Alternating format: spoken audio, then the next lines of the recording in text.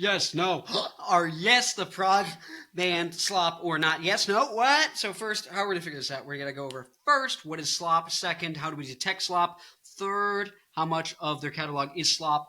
Fourth, we gotta go.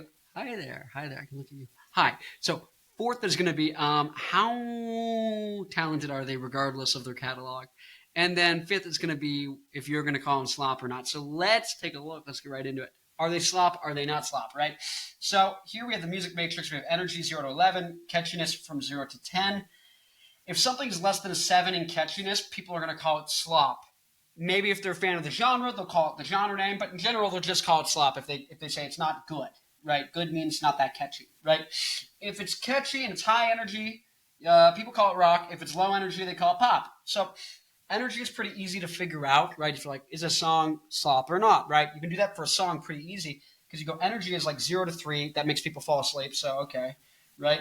3 to 7 or 6 is kind of like makes people dance. 7 to 11 is makes people want to fight, work out, go for a run, just, you know.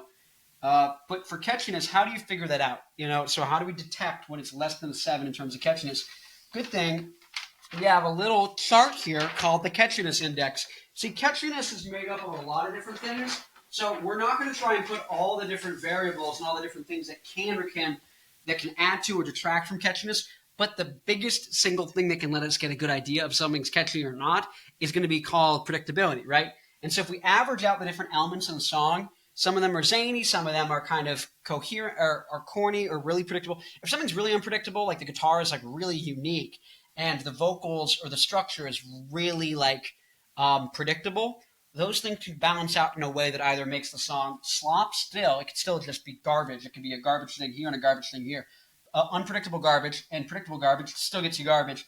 Or it could be kind of cool things together or kind of medium good by themselves, but together it becomes really cool.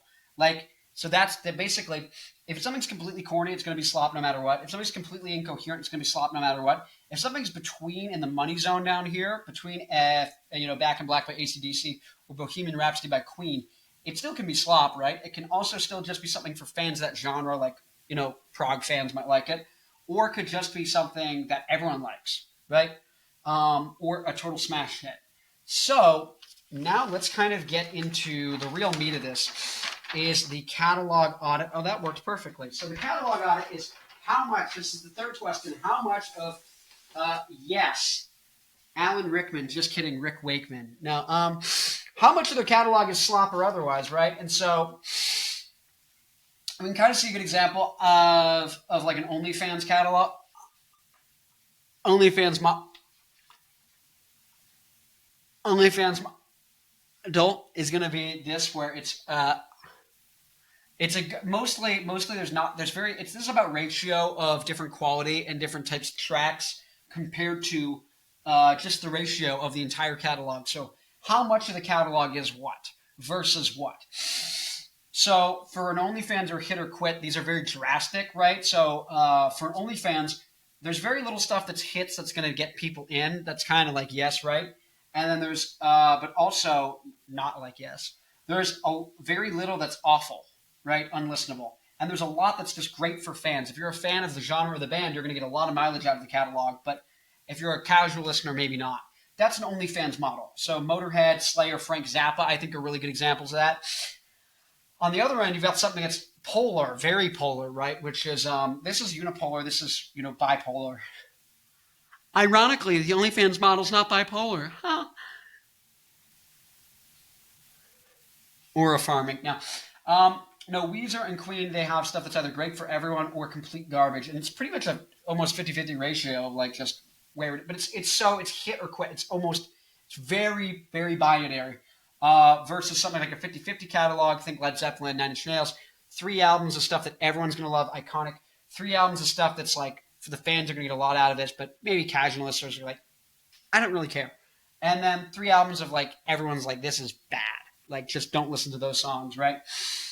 And a classic catalog, Beatles, Metallica, Daft Punk, Rage Against the Machine. This is where it's like mostly stuff that everyone agrees this is goated, this is amazing. It's all at least a 7 catchy. And then a lot of stuff that's like good material for the fans. Very little pure, unadulterated slop, right? Sadly, though, yes, my friends, they end up kind of in here. Maybe a cross between here and here. Maybe it's not as steep as this as David Bowie or Limp Bizkit are, where it's like mostly garbage, like 80 albums worth. But I think Yes kind of are. I haven't done perfect due diligence, but man, and I really like I like prog. I like rock. Here's the thing is, I think what we're going to find if you look at the Yes catalog is most of it is prog, but not prog rock. Rock meaning that it's above a 5 catchy, right? It's either very like low intensity rock. Here's the thing too, energy and intensity, if you're speaking physics, if you're looking at the energy of a signal or a current or something like that, the energy and the intensity are proportional. Now I guess technically it's proportional with the square root of intensity, but the whole thing is as energy goes up in intensity, I could have put intensity on there as well. And the idea being that there's a threshold of intensity for something to be rock, right? And so I think a lot of Yes's catalog is, if you're like looking at just the whole catalog, there's stuff that's really great hits. Some of that's pop songs that are hits. Some of that's rock songs that are hits. And but most of it is either low intensity rock or just kind of medium intensity pop. And it's not that catchy because it just goes on too long. It's too unfocused. Something like Close to the Edge is an example where it can still be focused and iconic and have those moments. But like, it's like stuff off, especially like later albums. It's just like it's not holding up there. So I kind of give them. This is where I think, but you might disagree with that a little bit. But I put them kind of there. Anyway, so that's kind of where I see them being at. So just because of that, though, I'm going to tell you that's going to make them more controversial. Some people are going to call them slop. Some people are going to call them rock. Some people are going to call them pop. But let's actually take a look at what I think most people will say, right? Okay, so here's the talent distribution. If the brand's really strong, it gets a green. If the musicianship is iconic, it gets a green. If like the scene is virtuosos, if the songwriting is great, it gets a green. They get a red in songwriting. Let's just pick up one of these off the floor.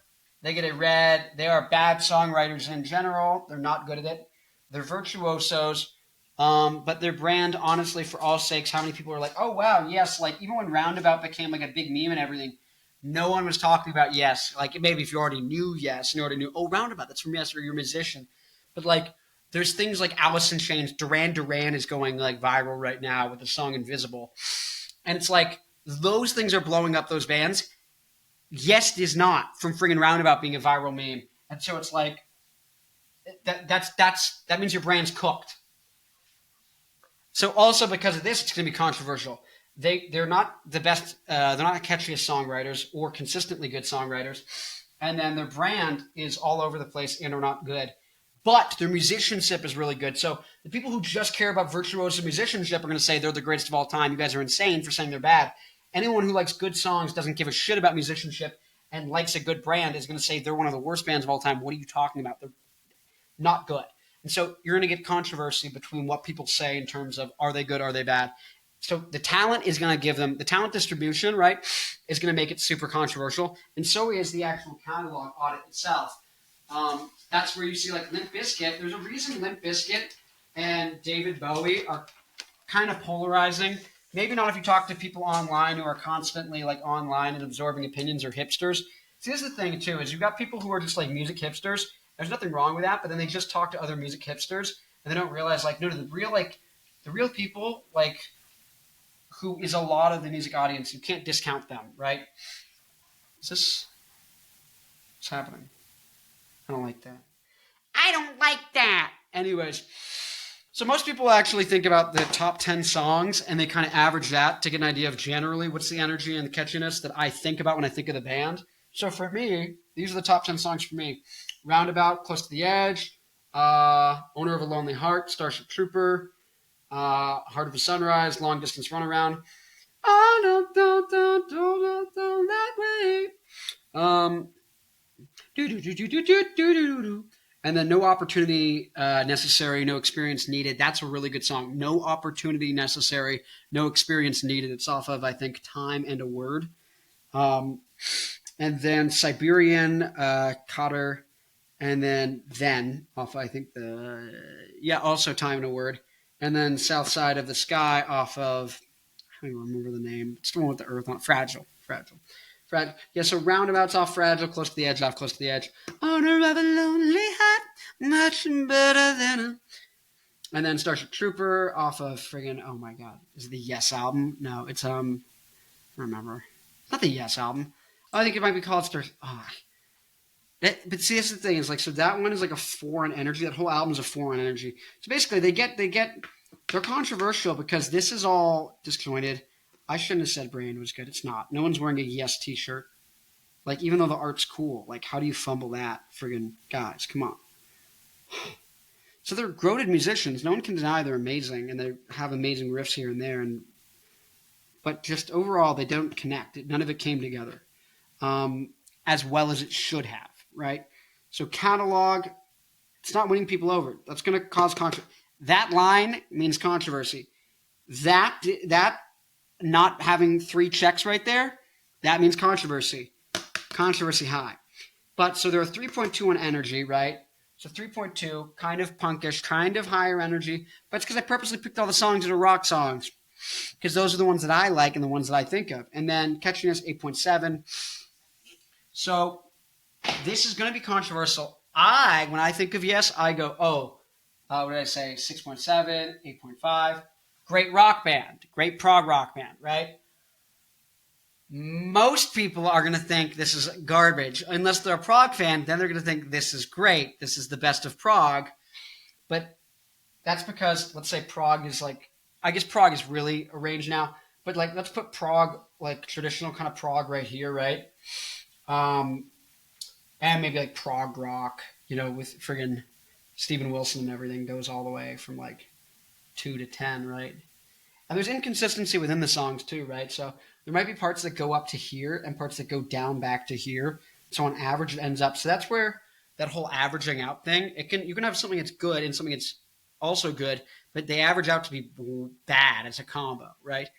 That's not always, and I think you can do it well, but I think you've got to work on it. That's where I don't like bands like, in general, I get annoyed with bands like Deftones. I get annoyed with bands that do big breaks of like low energy and then they go high energy. I can't stand it. Because it has an average energy level. It's not indicative of either part, right? It's like either give me a high energy song. I don't mean high, like songs go up and down in energy, but they don't go out to go like, whiplash. And even if they do go whiplash, it should be for a reason to be cool, to make the end. Here's the thing.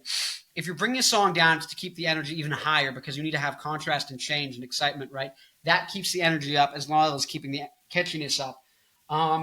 And so like System of a Down's a great example who does stuff like that and they end up there on the chart, right? So that's where they should do things. But yeah, so prog fans, you're probably going to be like, put them here. They're great, one of the greatest of all time because they're up here. Most prog bands are down here, right?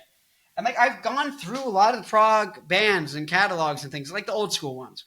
But it's just not. Now, King Crimson's probably a good exception. King Crimson, and there's a reason King Crimson is the one that people go, that's good. They've penetrated. They've made it to kids on TikTok and Reels and Instagram and YouTube talk about King Crimson culturally speaking, and people cover 20th century schizo man.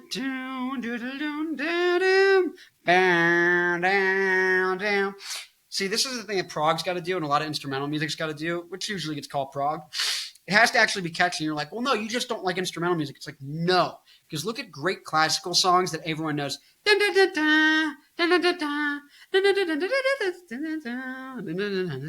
Super catchy, super memorable. Maybe you could change these out for memorable and intensity, right? So how memorable is a lot of prog music? Not memorable. It's forgettable. Forgettability, memorability. Sufficiently, very memorable, kind of memorable, forgettable. Like, you know what I mean? Like, that's memorability. This is intensity. It's usually bipolar in insane ways and at the cost of memorability. So it's like, you're not, like, if it's going to be bipolar but more memorable, worth it. Or it's going to be, less memorable but higher energy, sure, I'll take that. But to get things that are like, you're somehow getting the worst of both worlds a lot of times, not all the time. So for me, I think rock band. Most people, though, are going to think Slop. Most people. If you're a prog fan, you're going to think it's great. So that's kind of the breakdown. Like the video, comment, subscribe. If you're a Latina, hit me up. And I'll see you in the next video. I think the next one is Linkin Park or something. But I don't even friggin' know. I'm gonna get a Diet Coke. Let